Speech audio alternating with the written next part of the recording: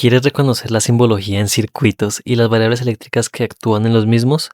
Quédate porque en What Happens aprenderemos esto y un poco más. Sean todos bienvenidos a este nuevo video donde hablaremos sobre los elementos que componen un circuito eléctrico y sobre variables eléctricas. Para dar inicio a este tema, la primera pregunta que deberíamos hacernos es: ¿qué es un circuito eléctrico?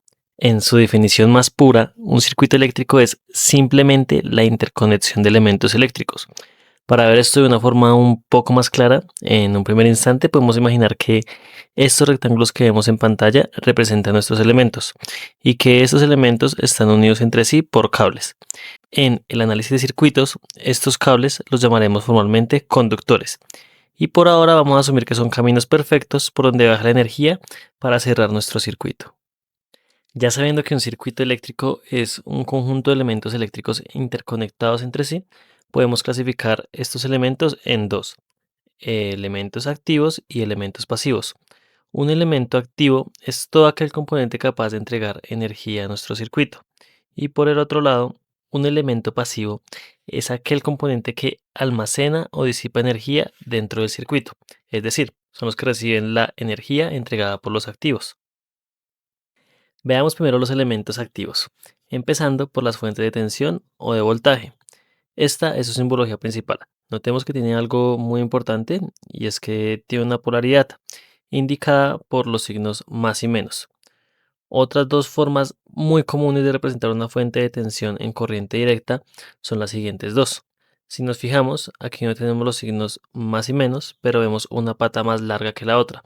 La línea larga siempre nos va a indicar el terminal positivo y la línea corta nos indica el terminal negativo, marcando así su polaridad. Otra forma de representar una fuente de tensión es con este símbolo en forma de rombo, que de igual manera cuenta con su respectiva polaridad. Y aquí hay algo que debemos hacer énfasis, y es que hay una diferencia importante. Las primeras tres fuentes que vimos, las circulares y las de las líneas, son fuentes independientes. Es decir, su valor de voltaje no depende de ningún otro elemento en el circuito. En cambio, la fuente en forma de rombo es una fuente dependiente, lo que significa que el voltaje que entrega depende del comportamiento de otro elemento dentro de nuestro circuito. Entonces, ya vimos que una fuente de tensión cuenta con una polaridad, pero además de eso va a contar siempre con una magnitud y sus unidades de medida, que en este caso son los voltios, representado con la letra V mayúscula.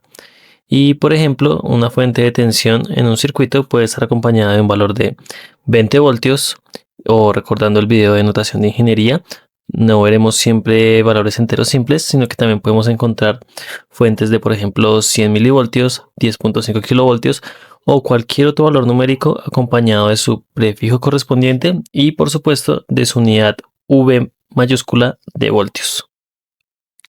Otro tipo de elemento activo son las fuentes de corriente. A diferencia de las de voltaje, estas tienen una particularidad y es que tienen una dirección. Y como su nombre lo indica, la flecha dentro del símbolo nos indica hacia dónde va a fluir una corriente. Podemos encontrar ese símbolo en forma circular o también tenemos ese otro símbolo en forma de rombo que de igual manera cuenta con su flecha indicando una dirección. Al igual que con el voltaje, tenemos fuentes independientes y fuentes dependientes. La diferencia exacta entre ambas y cómo calcularemos es un tema muy interesante que lo vamos a dejar para un video futuro. Por ahora solo nos interesa conocer su simbología. Y así como el voltaje tiene sus unidades, las fuentes de corriente tienen una magnitud que se mide en amperios. Está representado con la letra mayúscula A. En nuestros circuitos podremos encontrar fuentes de, por ejemplo, 5.35 amperios o, usando la notación de ingeniería, valores como 120 miliamperios o incluso tan pequeños como un picoamperio. Ahora veamos los elementos pasivos. Tenemos primero la resistencia, que al igual que los elementos activos que vimos antes, cuenta con una magnitud y su unidad de medida, que en este caso es el ohmio, y está representado con la letra griega omega. La función principal de la resistencia es disipar energía en el circuito, generalmente en forma de calor. Luego tenemos el capacitor o el condensador. A diferencia de la resistencia, este es un elemento que no disipa, sino que almacena energía en forma de campo eléctrico. Su unidad de medida es el faradio y está representado con la letra F. Y finalmente tenemos al inductor o bobina. Al igual que el capacitor, este elemento también almacena energía, pero lo hace en forma de campo magnético. Su unidad de medida es el henrio y está representado con la letra mayúscula H. Aunque tenemos estos tres elementos en un curso de circuitos 1 donde se analiza corriente directa, solo usaremos la resistencia y los dos tipos de fuentes que vimos antes. Entonces, a modo de resumen, ya conocemos que un circuito eléctrico está compuesto por diferentes elementos, ya sean activos o pasivos, y sabemos que hay conductores perfectos que los unen, y que cada uno cuenta con su respectiva magnitud y su respectiva unidad. Y es exactamente de esta forma, juntando todas estas piezas, que podemos construir y eventualmente analizar circuitos mucho más complejos, como los que vemos ahora en pantalla. Ahora que conocemos los diferentes elementos que componen un circuito eléctrico, demos un breve repaso por las variables eléctricas. Empecemos con la carga eléctrica, que representaremos con la letra Q. La carga eléctrica es una propiedad física de la materia que da origen a los fenómenos eléctricos y permite la interacción entre cuerpos mediante fuerzas eléctricas. De una forma muy sencilla, podemos recordar que tenemos cargas positivas y cargas negativas, y la regla fundamental es que cargas iguales se repelen y cargas distintas se atraen. La unidad de medida de la carga eléctrica en el sistema internacional es el Coulomb, representado con la letra C. Para que se haga una idea de la escala, se sabe que en los átomos un solo electrón posee una carga pequeñísima de 1.602 por 10 a la menos 19 coulombs. Para efectos prácticos de este curso, simplemente imaginemos que tenemos nuestros conductores y que estas cargas estarán desplazándose masivamente dentro de ellos para hacer funcionar nuestro circuito. Con esta definición de carga podemos ahora hablar de corriente eléctrica, que vamos a representar por lo general con la letra I minúscula o I mayúscula. Y tenemos que su definición es: la corriente eléctrica se define como la variación de la carga en el tiempo, o matemáticamente la podemos expresar como la derivada de la carga con respecto al tiempo.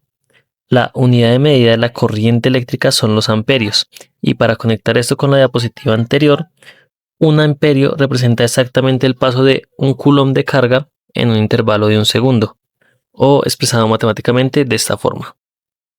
Para entender un poco mejor la corriente eléctrica me gustaría hacer la siguiente analogía, y es que imaginemos que este cilindro es un segmento de nuestro conductor y que los puntos morados que hay dentro de él representan un coulomb de carga. Adicionalmente tendremos un corte transversal que imaginaremos que es una línea de meta. Si nosotros nos paramos en esta línea de meta con un cronómetro y vemos que un coulomb de carga atraviesa este punto cada un segundo, entonces podemos afirmar que por este cable fluye una corriente de 1 amperio. De igual forma, si en un segundo cruzan 5 puntos, tendremos 5 amperios y así sucesivamente.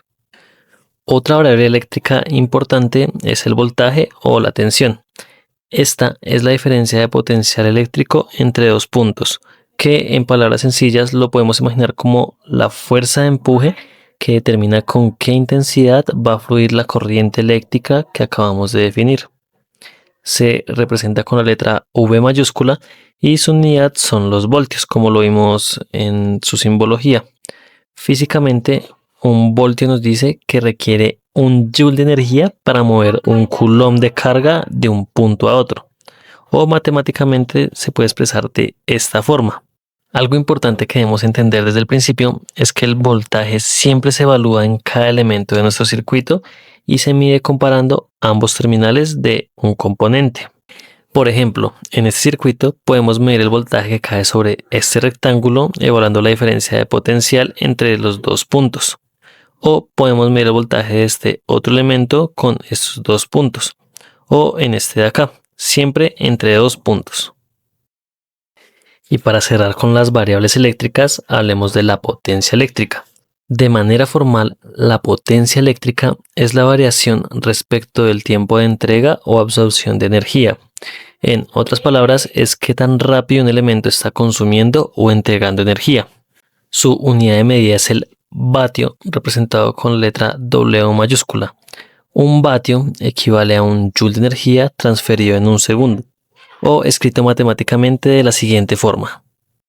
En el análisis de circuitos, esta potencia también se puede obtener mediante una fórmula mucho más sencilla, multiplicando el voltaje por la corriente. La demostración de esto y cómo calcular quién entrega y quién absorbe lo desarrollaremos en videos posteriores. Ya con esto hemos definido las variables eléctricas más importantes que gobiernan los circuitos eléctricos y hemos hecho un reconocimiento de su simbología. Ahora que conoces los distintos elementos, trata de identificar los que ves en pantalla. Pausa el video unos segundos y deja en los comentarios cuántos elementos activos y cuántos pasivos logras contar. Y si esta clase te sirvió, no olvides suscribirte, dejar tu like y compartir. Esto es What Happens y nos vemos en un próximo video.